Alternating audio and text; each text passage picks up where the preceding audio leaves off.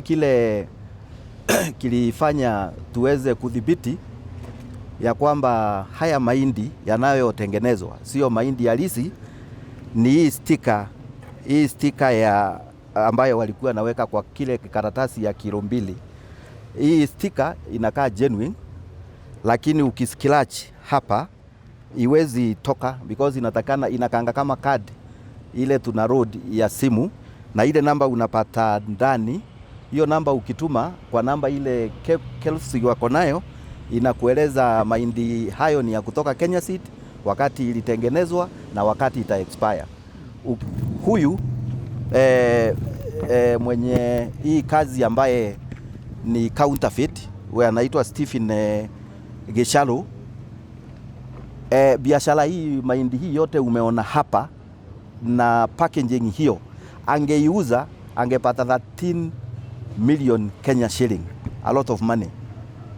Hii ulagai uko na, kwa sababu wakati huu wakulima wetu hapa Nakuru, Kenya mzima wana prepare mashamba yao ndio tuweze kupanda.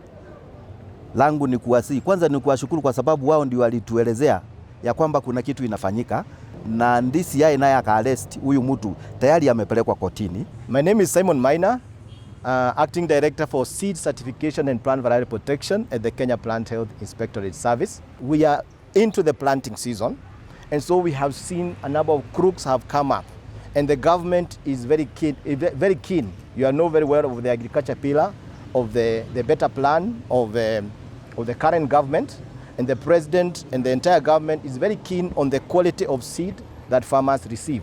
And so we are on high alert at KEFIS. We have sent our officers across all parts of the country. They are checking out the quality of the seed, and we are working with farmers and all people who have information. And that's why, as the county commissioner has said, we need to get information on any suspected cases of fake seed. The current case we are saying is involving one of the top varieties. Actually, this is the lead variety in Kenya, 6213, by Kenya Seed Company. It is grown in the high altitude, and so this seed would have done a lot of damage. It went there. Farmers have invested in fertilizer, they have prepared their land, they have taken loans, and then you plant fake seed. It's going to do a lot of harm.